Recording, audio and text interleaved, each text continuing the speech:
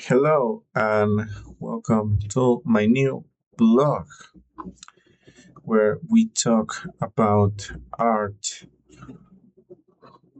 science, magic, the occult, creativity, trauma, mysticism, philosophy, and more. Today we are going to talk about the art of wasting your 20s, surviving for 10 years, and what I have discovered doing that in recent years. So I think the main part I want to talk about in today's blog is just analyzing what happens when one individual. Sorry, I was looking if my cat entered the room. What happens when one individual reaches the age of 30 years of age? Because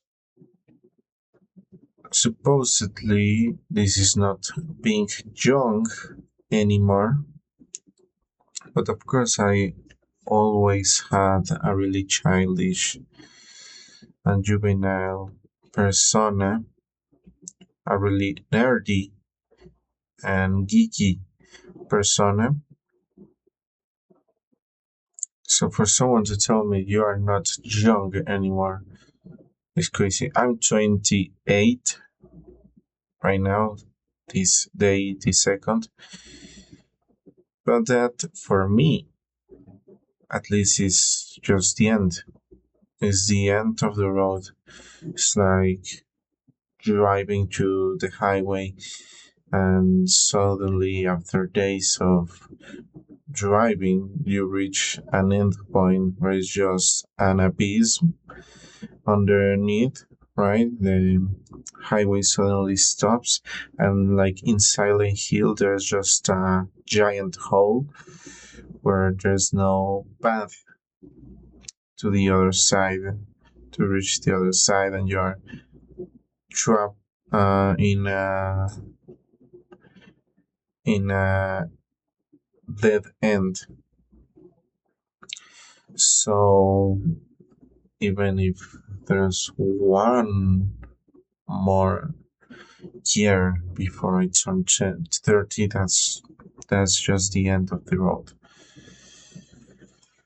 But as for me, what I feel approaching that age just by 1 year left in the calendar, so I reached that point.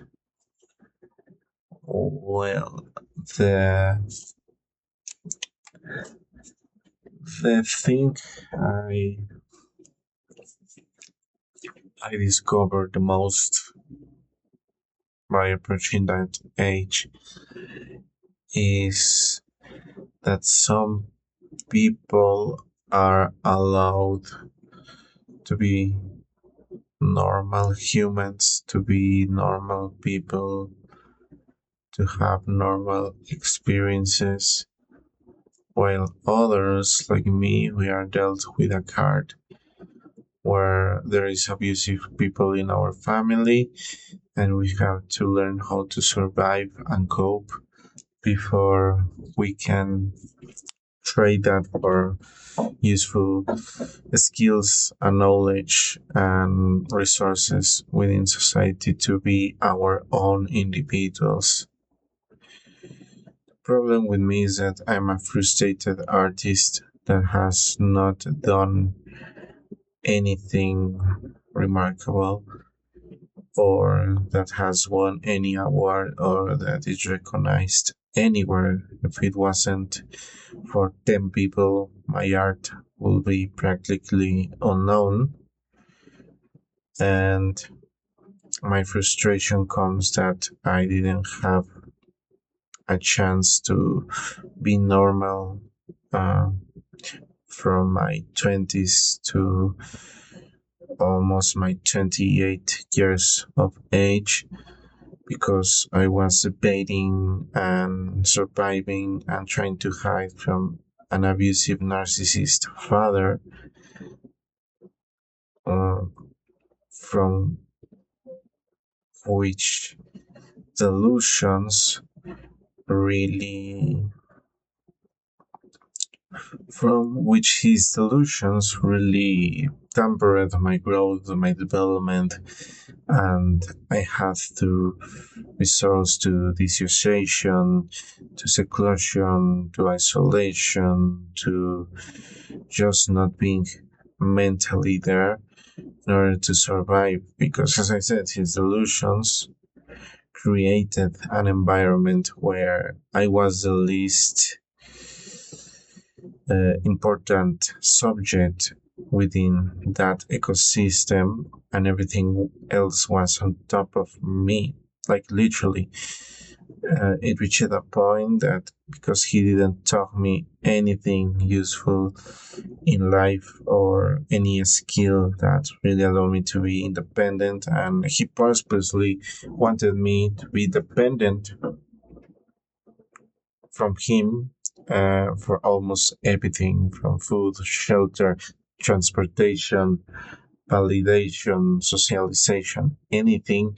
He wanted me to be forced in a position where he was the only thing I have. So it got to a point where he literally make me beg for food. Like yes, I'm not lying. Like he literally made me beg for food in a really strange financial way because I could ask food from some place in town, from some fast food chain, I don't know, Chipotle, McDonald's, Burger King, but the caveat was that I had to ask him for the money in cash every single day at 5 p.m. And if he was not there at 5 p.m., it was your job to magically have saved money to pay for the food, or otherwise there was never food in the fridge. Like he only bought like drinks and sodas and pops for people that came to the house, right? For the guests that went to the house, and that's it. And that's just the tip of the iceberg, by the way. He also sold my car without consent, without me even knowing it.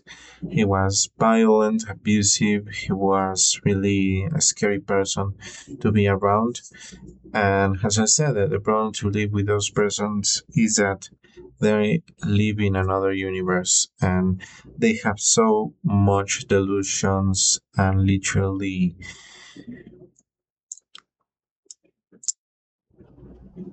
um,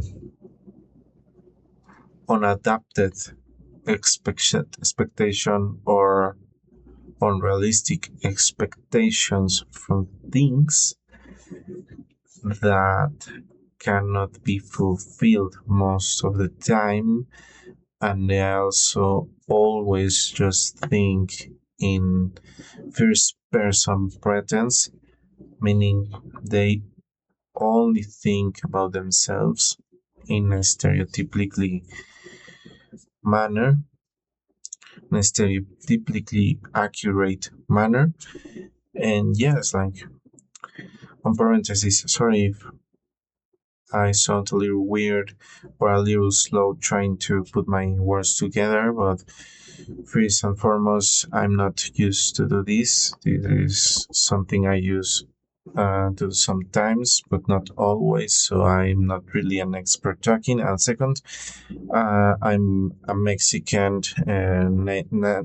native speaker of Spanish and not English. So this is me speaking my second language and trying my best to sound accurate to the tone and accent I hear in the internet. But yeah, thank you for being here. If you are enjoying the video and you make it to this point, please feel free to subscribe, to like the video, and share it with other people that may find it interesting or useful. And to end the video, yes, I think there are people that are allowed to have a happy life, a clear trajectory, and resources to develop themselves, and other people that are forced to learn how to survive by themselves and are put on circumstances where they are forced to grow and mature before time.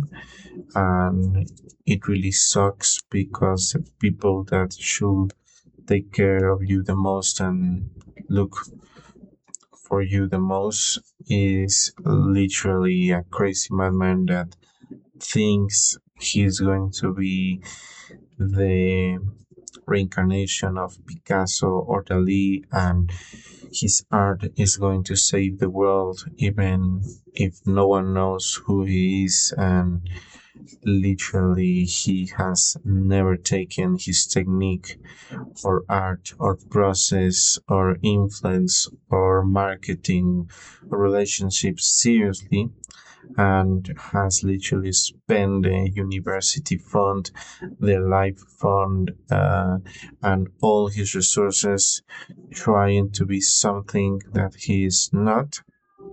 And how I'm affected because, of course, I also want to be an artist, but I want to be an honest and real artist that takes his technique, his process, his craft, his method seriously enough to be on top of the echelon of competition of the art world that globally has uh, the craziest exponents are the most talented human beings working on this and trying to literally achieve new heights and really change the world.